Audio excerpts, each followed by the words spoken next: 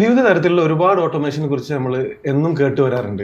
അപ്പോൾ അതിൽ നമുക്ക് ഒഴിച്ചുകൂടാനാവാത്ത നമ്മൾ എന്തായാലും ഒരു പ്രൊജക്റ്റിൽ ഉൾപ്പെടുത്തേണ്ട ബേസിക് ആയിട്ടുള്ള കുറച്ച് ഓട്ടോമേഷനെ കുറിച്ച് പറയാമോ? തീർച്ചയായും. ഒഴിച്ചുകൂടാനാവാത്തത് ഞാൻ പറയുന്നില്ല, ഉപകാരമുള്ളത്. അതായത് ആ വീട്ടിൽ താമസിക്കാൻ പോകുന്ന ആൾക്കാർക്ക് ഏറ്റവും ഉപകാരമുള്ള കുറച്ച് കാര്യങ്ങൾ പറയാം.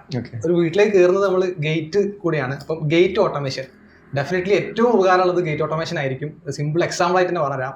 ഒരു പെരുമഴയത്ത് നമ്മൾ കാറിൽ വരികയാണ്, ആ ഗേറ്റ് തുറക്കണമെങ്കിൽ ആ മഴയത്ത് പുറത്തിറങ്ങി ചളി ചവിട്ടി ഗേറ്റ് തള്ളി തുറക്കണം. ഇതിന് പകരം വളരെ ഈസി ആയിട്ട് കാറിലിരുന്ന് നമുക്ക് ആ ഗേറ്റ് തുറക്കാൻ പറ്റുന്നത് ഗേറ്റ് ഓട്ടോമേഷൻ. പിന്നെ നമ്മൾ ഏറ്റവും കൂടുതൽ ആഗ്രഹിക്കുന്ന കാര്യമാണ് മനസമാധാനം. അതിന് സിംപ്ലൈ ചെയ്യാൻ പറ്റുന്ന കാര്യമാണ് CCTV ക്യാമറ സിസ്റ്റവും സെക്യൂരിറ്റി സിസ്റ്റവും. ഒരുപാട് എക്സ്പെൻസ് ഇല്ലാതെ തന്നെ നമുക്ക് ചെയ്യാൻ പറ്റുന്ന ബേസിക് സാധനങ്ങളാണ് CCTV ക്യാമറയും സെക്യൂരിറ്റി സിസ്റ്റവും. നമ്മൾ എവിടെ യാത്രയ്ക്ക് പോകുമ്പോഴും നമ്മളെ വീട് സുരക്ഷിതമായി ഇരിക്കുന്നുള്ളത് ഈ സിമ്പിൾ സിസ്റ്റം മാത്രം മതി. പിന്നെ ഉള്ളതാണ് നമ്മൾ ഏറ്റവും കൂടുതൽ വീട്ടിൽ ഉപയോഗിക്കുന്നതാണ് ലൈറ്റ് അല്ലെങ്കിൽ ഫാനുകൾ.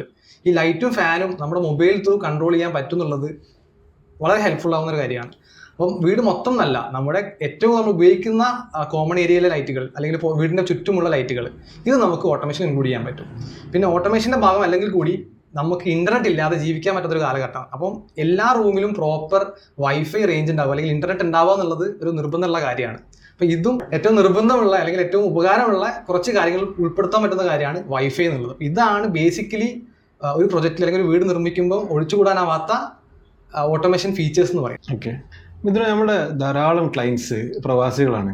അപ്പോൾ അവരെ സംബന്ധിച്ചിടത്തോളം ഈ സെക്യൂരിറ്റി ഫീച്ചേഴ്സ് അവർക്ക് എന്നും ഇമ്പോർട്ടൻ്റ് ആണ്. അപ്പം ഹോം ഓട്ടോമേഷൻ അതിൻ്റെ എങ്ങനെയാണ് ഒരു സെക്യൂരിറ്റി ആയിട്ട് നമുക്കൊരു ക്ലയൻസിന് നമുക്ക് പറഞ്ഞു കൊടുക്കാൻ പറ്റുമോ?